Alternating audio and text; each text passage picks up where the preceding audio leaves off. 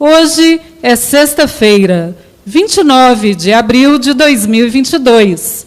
Estamos com o secretário de Estado de Saúde de Minas Gerais, Dr. Fábio Baquerete, que vai falar sobre a queda da incidência da Covid-19 no Estado, a ampliação do público na vacinação com a segunda dose de reforço contra a Covid-19 e sobre a campanha e o dia D de vacinação contra gripe e sarampo.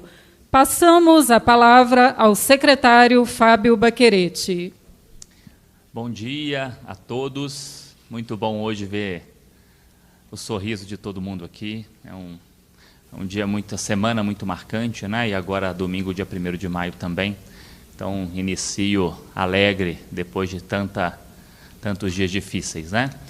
Eu trago aqui as informações, aí, o acumulado, mais de 3.350.000 casos confirmados, mais de 61.200 óbitos, que a gente lamenta cada um desses óbitos. E lembrando que às quintas e sextas-feiras os números de casos sempre são acumulados e maiores, mas como a gente está com pouco caso, 776 casos nas últimas 24 horas e 16 óbitos. Esse gráfico mostra claramente, né, em laranja, o número de casos, a nossa queda grande que nós tivemos, estamos tendo ainda, e de óbitos da mesma forma. E aí, na seta que nós mostramos à esquerda do gráfico, a gente demonstra que está em níveis do inicinho da pandemia. Só que nós temos um diferencial, né? Estamos com níveis do início da pandemia, só que hoje nós temos vacinação, população vacinada e uma cepa menos letal. Então, nós estamos numa situação melhor do que o início da pandemia, porque temos uma população, muita gente que pegou a doença, muita gente vacinada e uma cepa menos grave. Então, estamos aí, se fosse uma roda, né, voltando a encontrar o início da roda, quem sabe aí mesmo, definitivamente, a saída desse ciclo que nós entramos aí em março de 2020. E essa informação é muito importante, que a incidência, o número de casos nos últimos 7 dias por 100 mil habitantes, olha como continua caindo, apenas 15 casos para cada 100 mil habitantes. Esses são níveis muito baixos. A gente considera níveis menores do que 30, níveis muito, muito baixos de controle da doença. Então, a gente pode ter, com tranquilidade, poder afirmar que estamos com a doença controlada hoje em Minas Gerais, com 15 casos para cada 100 mil habitantes nos últimos 7 dias. Então, a gente vê que há um mês atrás era 72 e hoje em 15. E da mesma forma que quando a gente fez essa previsão de 1º de maio para todo o estado, a gente contava muito com isso, porque a vacinação foi crescendo, muitos municípios atingiram a nossa meta de 70% de reforço, mas nós temos dois fatos importantes: aumentar a vacinação e o vírus parar de circular tanto. E a nossa projeção também, a gente acertou na projeção, mais uma vez agradeço a equipe técnica nossa, e a gente conseguiu projetar e confirmar que em um mês, próximo agora de 1º de maio, a nossa incidência está de 15, bem menor, com 75% a menos comparado a 2 semanas. E a positividade dos RTs PCRs, olha só, próximo aí ao pico da Ômicron, a gente estava com muita positividade dos testes, ou seja, a maior parte das pessoas que estavam com síndrome respiratória aguda grave ou síndrome gripal era Covid. Hoje não. Se você estiver ao lado de alguém gripado, a chance de ser Covid é menor do que qualquer outro vírus, que a nossa positividade vem caindo. Isso, nós estamos em níveis aí do inicinho da pandemia também, mostrando que o vírus está circulando muito menos hoje. Existe um aumento de doenças respiratórias já em crianças, a gente está vendo os hospitais enchendo mais de doenças respiratórias. Isso vai acontecer ainda quando chega a frente fria e esfria, mas a maior parte dos vírus que estão acometendo essas pessoas não são o coronavírus. Aí também o outro indicador muito importante é o número de pacientes, né? Solicitações de internações. Então hoje não há nenhuma pressão em relação aos leitos nosso de terapia intensiva, que nos fez tomar a decisão, né, recente, que foi noticiada, que o Hospital Júlia Kubitschek vai poder voltar ao atendimento normal como hospital geral, porque a gente guardou os leitos de CTI do Júlia Kubitschek e do Eduardo de Menezes, porque dia 1º de março não existia mais leitos exclusivos de Covid. Houve aquela virada do legado, mas a gente ainda manteve os leitos ali garantidos, porque caso houvesse uma nova demanda, né, pelas novas cepas que já estavam circulando, como a BA2, a gente manteve os leitos ali guardados, só que agora a gente tomou essa decisão, porque a gente vê que está consistente a queda, vamos manter essa queda de casos e sem nenhuma pressão, então, para esses leitos. Outro ponto importante, né? 816 municípios, os 853 não apresentaram nenhum óbito nos últimos 7 dias, 781 nos últimos 15 e 678 nos últimos 30 dias. E esse número tende a aumentar aí nos próximos dias, porque os óbitos continuam caindo. Em relação à vacinação, que é um dos maiores motivos e o principal motivo da gente estar aqui hoje sem máscara, a gente já aplicou 44.304.559 doses e nenhuma pessoa teve efeito adverso grave da vacina, ou seja, a vacina é segura, não temos nenhum óbito relacionado a isso. 2 doses ou dose única, mais de 83%, e estamos próximo de 58% do reforço. Nós não batemos a nossa meta de 70%, mas melhoramos muito, mas o vírus hoje está circulando muito pouco, então é seguro a gente confirmar então essa desobrigação das máscaras para todo o estado, mesmo sem atingir em todos os municípios 70%. Já a dose para criança chama atenção para um ponto, evoluímos muito bem da vacinação de primeira dose, quase 70% das crianças, vencemos aí mais de 2/3 dos pais foram convencidos que a vacina é importante, só que a gente ainda tem mais ou menos 500 mil crianças que já poderiam tomar a segunda dose e não tomaram. Então vale o apelo aqui aos pais, vamos levar as crianças para tomar as 2 doses, porque a proteção se garante com 2 doses. E mais um destaque, quase 2 milhões de doses aplicadas, nenhuma criança teve efeito adverso grave da doença, mas temos sim crianças que infelizmente morreram da doença. Então o risco é a doença. Trouxe aqui, gente, só para vocês entenderem como valeu essas metas que nós criamos e como é heterogêneo o estado de Minas. Aí nós temos aí mais ou menos 421 municípios que atingiram a meta ou estão quase atingindo a meta de 70%, ou seja, a metade dos municípios conseguiram atingir a nossa meta ou quase atingiram. E a gente vê como é regional, né?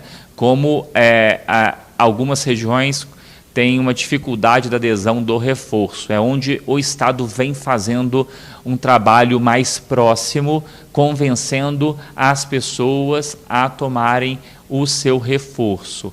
Mas com a queda da incidência, a gente fica muito mais tranquilo, porque nós temos 2 pontos, a vacina e a circulação do vírus.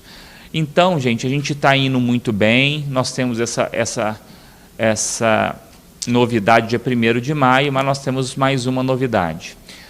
Nós decidimos pelo número de vacinas que nós encontramos hoje no estado, nós vamos incluir o grupo acima de 60 anos na 4ª dose.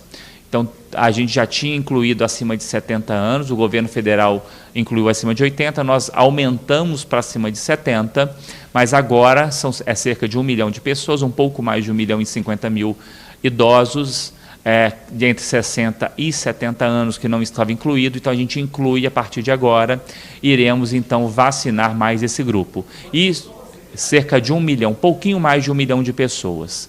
Isso significa que a gente entra agora no inverno com a possibilidade de estarmos com um grupo mais vulnerável, que são os idosos, porque lembrando que os imunossuprimidos já tomaram a 4ª dose, a gente entra nesse período com uma proteção a mais. Então, quem já tem mais de 4 meses que tomou a 2ª dose, acima de 60, também poderá tomar a sua 4ª dose ou 2ª dose de reforço. Aproveitando a oportunidade, lembrando que o dia D dia 30 de abril, da vacinação contra a gripe e contra o sarampo. Lembrando que no mês de abril aqui, nós estamos incluindo os profissionais de saúde, os idosos acima de 60 anos, crianças de 6 meses e menores de 5 anos. Aí no mês de maio, um novo grupo aí vai ser acrescentado, né? Puérperas, gestantes, indígenas. Então são novos grupos que vão se somar para a gente garantir. Então, lembrar que vacina não é só de Covid, outras doenças acometem, sarampo já foi erradicado, não podemos deixar o sarampo voltar, então vamos levar as crianças aí para tomar a sua vacina de sarampo também e lembrar das outras doenças, né, gente? Temos vacinas aí do calendário e a gente não está atingindo as metas desde o início da pandemia. Então não existe apenas o vírus da Covid, existem outras doenças importantes a serem protegidas. Então, lembrando, dia 1º de maio, o estado inteiro pode desobrigar o uso de máscara, lembrando que é uma nota técnica, uma recomendação do governo de Minas para subsidiar as decisões dos municípios que fazem por decreto ou lei. Então, a gente dá esse embasamento técnico, mas a decisão é dos municípios. Vários municípios já atingiram a meta, inclusive Belo Horizonte já atingiu essa meta e já desobrigou, e outros municípios também desobrigaram. Mas, a partir de 1º de maio, é seguro que os municípios tomem essa decisão, uma vez que o vírus está circulando muito pouco, sem desincentivar, né, gente? Quem quiser tomar, não se sinta constrangido, tome, use a máscara. Lembrando que, especialmente o grupo de risco, quem tem comorbidades, ou quem tem quimioterapia, ou quem tem um idoso frágil em casa e se sente mais confortável, e quem quiser usar máscara, não está preparado para tirar a máscara do rosto, se sinta à vontade, não existe nenhum constrangimento. E quem está gripado, né, gente? Vamos proteger quem está em volta, porque ninguém quer pegar Covid, mas ninguém quer gripar, ninguém quer pegar outra doença, ninguém quer achar que pegou Covid também. Ok? Uma coisa importante para a imprensa, só querer falar com vocês que a partir de 1º de maio, os boletins do final de semana não serão mais gerados, irão ser gerados só em dia útil. A gente fez esse grande esforço durante a pandemia, então, mas agora, como os dados do final de semana vêm diminuindo, né, e a gente vai fazer de segunda a sexta-feira, em dias úteis, para que a gente consiga voltar à rotina da secretaria, que a gente teve que, obviamente, reduzir alguns processos para poder disponibilizar. Então, a gente volta aí à rotina de segunda a sexta. Muito obrigado. Então, antes das perguntas, queria dizer que, depois de um ano e pouco na secretaria, né? Eu acho que eu comecei aqui anunciando a Onda Roxa, meu primeiro anúncio, e hoje meu último anúncio desse tempo vem sendo dizer que nós estamos dando esse passo importante, que é a desobrigação do uso de máscara, e dizer que foi um grande caminho aí durante esse tempo, e agradecer especialmente a imprensa que está aqui, né? Que eu via máscaras, agora eu vejo sorrisos, dizer que eu estou muito feliz, muito contente da gente estar fechando esse ciclo aí, tá bom? Muito obrigado. Agradecemos ao secretário pelo pronunciamento. Daremos início agora às perguntas dos jornalistas. Convidamos o jornalista Azaf Alcântara, da TV Alterosa. Bom dia a todos. Secretário, o senhor já falou aí um pouco, né, sobre a vacina do sarampo, né? É uma doença, o senhor já disse aí agora, erradicada, mas qual é a preocupação? Uma doença que já foi erradicada de fato, mas está voltando, quais são os dados e por que a preocupação para o dia D agora? Porque eu acho que meio que é isso, as pessoas se preocuparam tanto com a vacina da Covid e esqueceram das outras. É essa impressão que a secretaria também passa? Tem?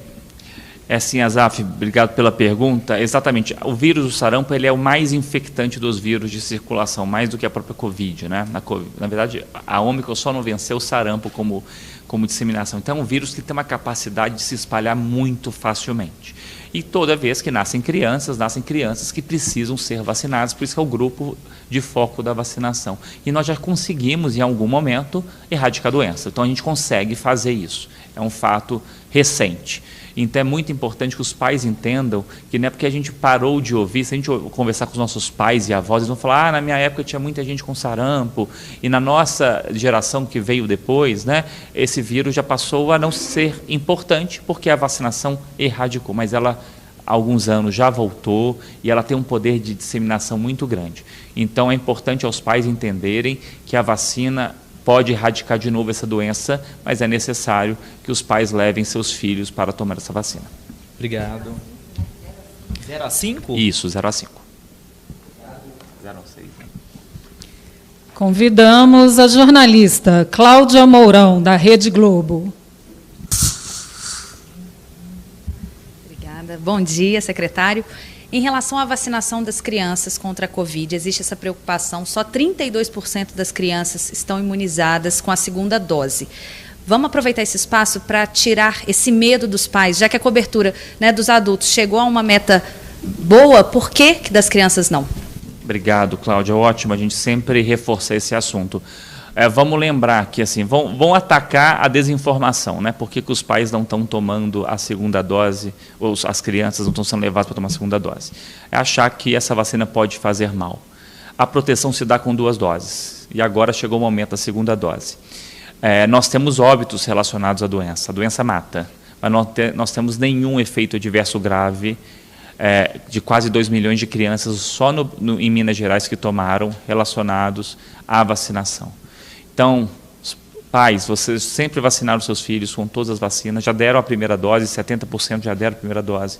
Só que é importante a segunda dose para garantir a proteção dessas crianças. E também para que elas não peguem a doença com facilidade e passem para os avós, que são mais vulneráveis e tudo. Diminui essa chance. Então, a vacina é segura, não vai fazer mal nenhum para a criança, o que vai fazer mal é a doença. Então, esqueçam fake news, eu acho que 70% deixaram o medo de lado e levaram para tomar vacina e não se arrependeram, porque nenhum teve efeito grave relacionado à doença. Então não vamos esquecer, depois eu levo meu filho. Não, leve seu filho, faça disso um evento, faça disso uma prioridade no seu dia a dia, para a gente chegar aí logo na cobertura completa dessas crianças. Pergunta enviada por e-mail pelo jornalista Sebastião Filho, blog O Corvo Veloz. Secretário, o senhor assumiu a pasta da saúde já em um momento crítico e avançado da pandemia e com muitas diretrizes já em pleno andamento, como as medidas restritivas e o calendário de vacinação. Como cidadão e profissional da saúde, ao assumir essa missão, hoje o senhor se sente feliz com o trabalho realizado? Teve algum momento que o senhor considera que foi o mais marcante na gestão dessa crise sanitária? Bonitinha a pergunta, né, gente? Obrigado, Sebastião. Bom, gente, eu já falei aqui, né, mais cedo como foi difícil, né? A primeira... Se vocês entenderem o bastidor, né, eu vou falar aqui com vocês. Quando eu fui convidado pelo governador, foi numa quinta-feira, né, para assumir a secretaria, eu era presidente da FEMIG, e no sábado eu já fiz uma reunião com a minha equipe. A minha equipe estava desesperada. Eles não me conheciam ainda a fundo, né, que eu era de outro órgão, mas eles, se pudessem pular na tela e me falar, dar um tapa na cara, falar, faça alguma coisa, eles fariam. Porque os números estavam claros, e esses números eles aparecem primeiro para a gente, na secretaria, para a gente entender o número e a tendência, né? E vocês, obviamente, confiam no que a gente vem aqui e falam com vocês.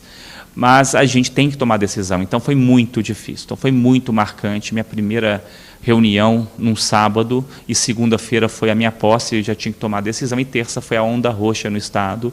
E não foi só anunciar uma onda roxa, né? Foi tentar abrir mais leito onde já tinha sido aberto leito, foi atacar a possibilidade de faltar oxigênio, que aconteceu em Manaus, né, no Amazonas, e tomar uma decisão de criar uma forma da gente mandar recurso para os hospitais que dependiam de cilindros de oxigênio. Para vocês entenderem, um paciente entubado gasta 6 cilindros de oxigênio por dia. Então, em 10 leitos, são 60 por dia. Imagina a logística no estado tão grande, era impossível. Então, nós tivemos que equipar, que mandar 50 milhões de recursos para que esses hospitais pudessem passar rede de gases, porque eles só tinham cilindros e estava faltando cilindros de oxigênio. Então, assim, era muita decisão difícil para ser tomada a curto prazo, então, sem dúvida, isso foi muito marcante. Mas, como eu sou uma pessoa muito positiva, isso ficou lá para trás, na saudade, né? Não tanta saudade, e certamente hoje o que é mais marcante é o dia que a gente passa a não usar máscara, né? Então vamos falar que o que é mais marcante hoje é algo positivo, que a gente, lamentando cada óbito, cada família que perdeu seu ente querido, cada amigo que perdeu seu colega, a gente também olhar para frente e dizer que o momento marcante é quando a gente simbolicamente pode andar sem máscara, que é essa semana, que é o dia de hoje, que a gente anuncia isso com mais tranquilidade, que é 1º de maio. Vamos considerar, então, esse momento de agora como o mais marcante de toda a crise sanitária, que venham mais momentos marcantes positivos e menos negativos daqui para frente. Convidamos a jornalista Priscila de Paula, da TV Record. Bom dia de novo, secretário. Com relação à vacinação do público, das pessoas idosas com mais de 60 anos, a partir de quando? Começa já esse fim de semana, no dia D, ou só na semana que vem? A gente deve publicar a deliberação CIB amanhã, sábado, e a partir desse momento os municípios que têm vacinas, além das que nós vamos mandar a mais, já podem vacinar. Então é o tempo dos municípios se organizarem e convocar. Então semana que vem, provavelmente na segunda-feira, os idosos acima de 60 anos estarão já iniciando sua vacinação conforme o calendário de cada município. Tá. Uma outra coisa, a gente sabe que nem todo mundo levou as crianças, a maior parte das pessoas ainda está com essa segunda dose, mas já tem famílias que falam da terceira dose para adolescentes. Essa terceira dose já está disponível também para esse público acima de 11, 13 anos? Não há uma definição clara, Priscila, sobre a necessidade do reforço para toda a população, para os adolescentes e nem a 4ª dose. O que se sabe já é que os idosos imunossuprimidos perdem com facilidade a resposta imunológica, diferente dos adolescentes. Os adolescentes têm, vão tirar os imunocomprometidos, né, que ele tem direito, mesmo adolescente, à terceira dose.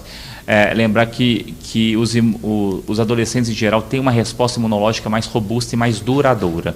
Então, não há ainda clareza da necessidade do primeiro reforço, ou seja, da terceira dose a esse grupo, e também da 4ª dose para o grupo menor que 60 anos. Então, essa discussão na Câmara Técnica do Ministério da Saúde, que o CONAS, né, que eu faço parte, né, que é o Conselho de Secretários de Saúde, que o Butantan, que a Fiocruz, que a Sociedade Brasileira de Infectologia e de Imunologia também participam. Essa discussão acontece sempre e ainda não há uma conclusão dessa necessidade. Caso perceba que é necessário fazer esse reforço logo, ele será acrescentado, mas por enquanto não é esse consenso. Obrigada. Convidamos o jornalista Fábio Melo, da TV Bandeirantes.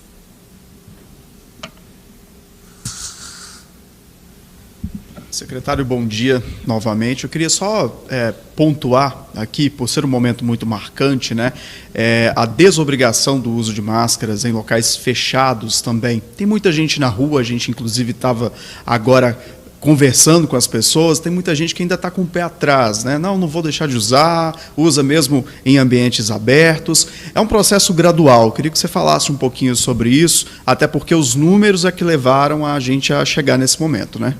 Obrigado, Fábio. É isso, gente. A gente não está falando tire a máscara, nós estamos falando fiquem à vontade de usar ou não, se sinta com a forma de se sentir seguro. Eu, sinceramente, domino os dados, né? Conheço os dados e eu me sinto seguro em locais fechados sem máscara. Mas você falar da minha família, a minha esposa não se sente e ela usa máscara.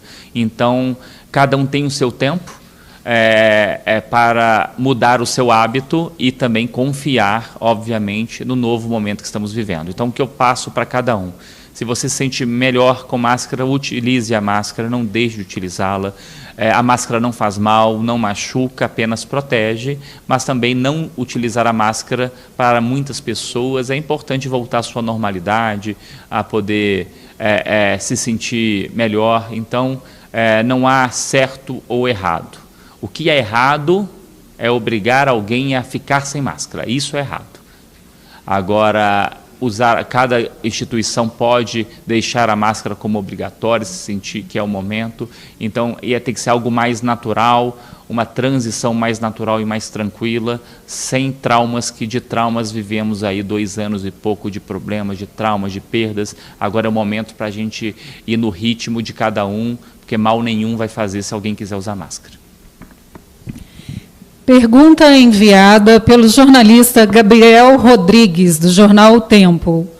Estudo da USP, publicado neste mês, conclui que há alta chance de variantes potencialmente perigosas do coronavírus surgirem nos próximos meses.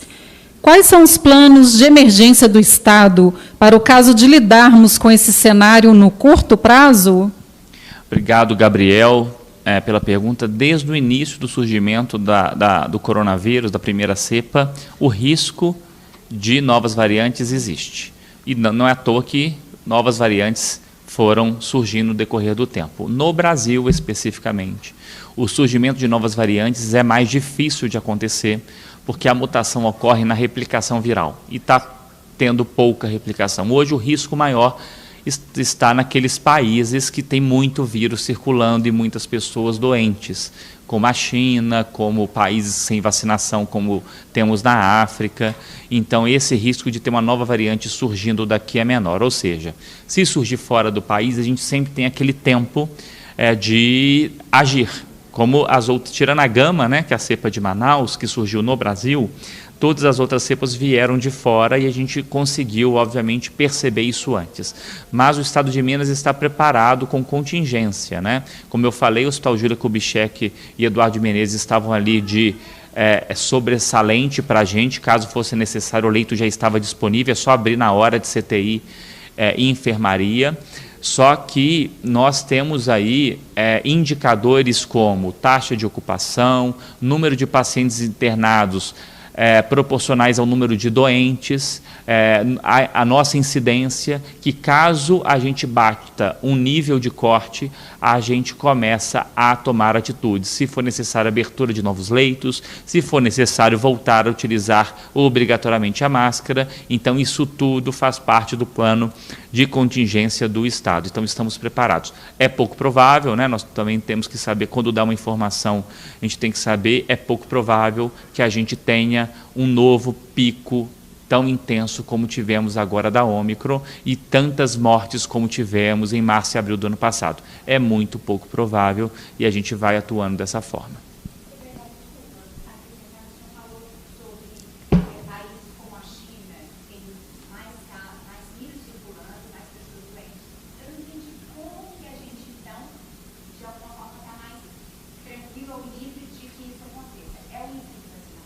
O índice de vacinação é importante, Priscila, mas o que eu falo vão lembrar que a Delta, quando surgiu a Delta, ela surgiu na Europa e a gente já viu subir lá o número de casos um mês antes dela chegar aqui.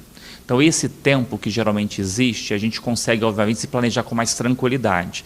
A variante sul-africana começou lá na África, que é a Ômicron, a gente já sabia, vai vir Ômicron, então a gente já estava preparado para aquilo.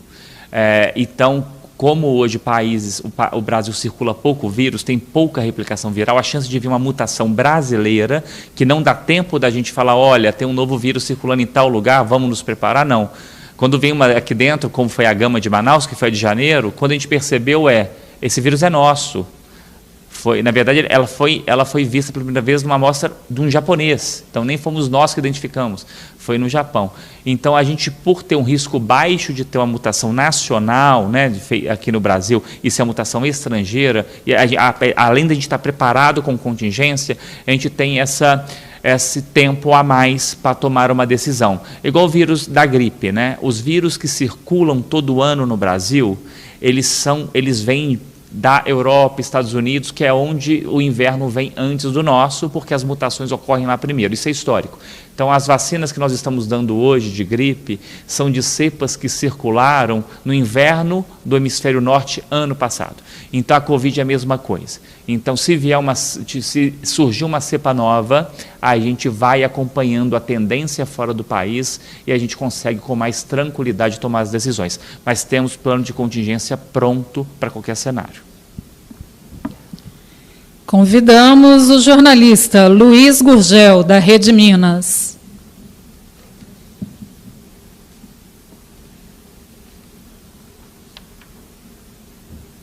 Bom dia. A contratação para pediatras no Hospital Infantil João Paulo II está sendo uma dificuldade que a pasta está enfrentando? Luiz, obrigado. O João Paulo II ele tem é o hospital com o maior número de pediatras, né, do estado de São Paulo. Tem 140 pediatras lá, sendo que 28 no pronto atendimento, né, por 7 dias, dão 4 por dia. Só que a gente vem, desde quando eu era presidente, tentando trabalhar com 5 pediatras por plantão, nessa época de sazonalidade, né, de doenças respiratórias. Então, a gente convocou mais 15 pediatras, que a gente conseguiria garantir essa escala de 5 pediatras por dia. A gente consegue ter 5 pediatras por dia, fazendo plantão extra para os médicos. E a contratação de mercado de pediatra não é fácil. O que a gente está percebendo muito é que os hospitais, UPAs, postos de saúde da região metropolitana não conseguem manter a escala. Então, muitas crianças, né, muitos pais trazem crianças de outras regiões que não seja só a região onde o João Paulo II está. Lembrando que a UPA Centro-Sul não tem pediatra. O João Paulo II faz o papel da UPA Centro-Sul em Belo Horizonte. Ou seja, há uma dificuldade grande de pediatras de mercado histórico, mas a gente percebe que a região metropolitana está sofrendo e vem aumentando o fluxo, mas nós estamos preparados. Convocamos concurso, temos processo seletivo aberto e vai ter um novo concurso da FEMIG. Mas é uma dificuldade histórica, não é nova a contratação de pediatras. Convidamos o jornalista João Felipe Lolli, da Rádio Itatiaia. Olá, bom dia a todos. Secretário, queria mudar de assunto, queria pedir que o senhor falasse a respeito dos casos de raiva confirmados acho que no norte do estado, né, majoritariamente. Isso, obrigado, Vale do Mucuri ali, também no Vetor Norte. Qual que é o olhar da secretaria, o que pode ser feito, o que está sendo feito? Obrigado, Loli, importante, estava aqui nas minhas anotações, vamos falar de raiva. Obrigado por ter perguntado. Raiva é o último caso, né? Obviamente o último óbito de raiva humana foi em 2012, porque a letalidade é quase 100%. Então, quando a gente fala de último óbito, é também de último caso. Houve numa comunidade indígena, né, na região do Mucuri, perto de Teoflotone,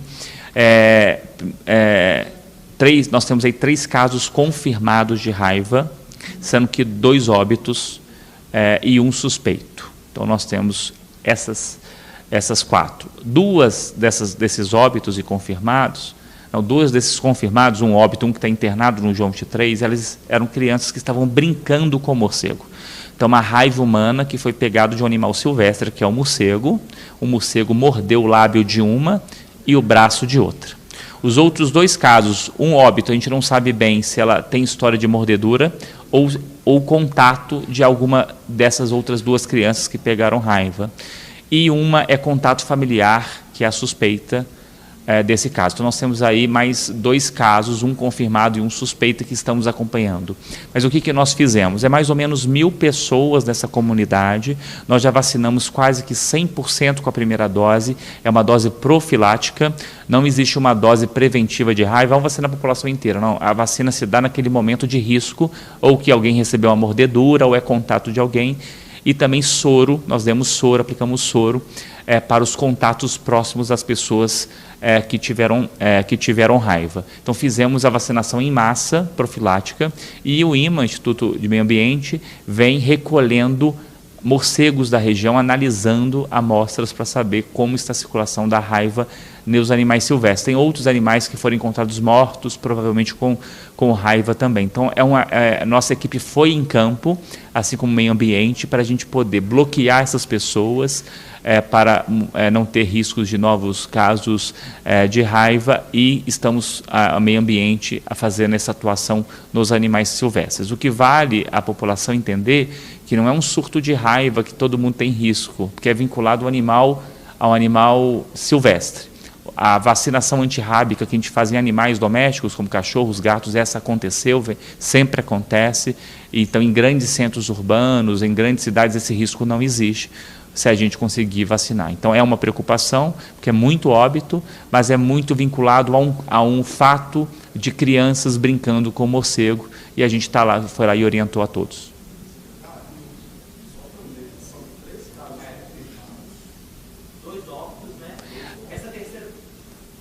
Vamos lá, 3 casos confirmados, 1 suspeito. Dos 3 casos confirmados, 2 pessoas já foram para óbito e uma está no João 23.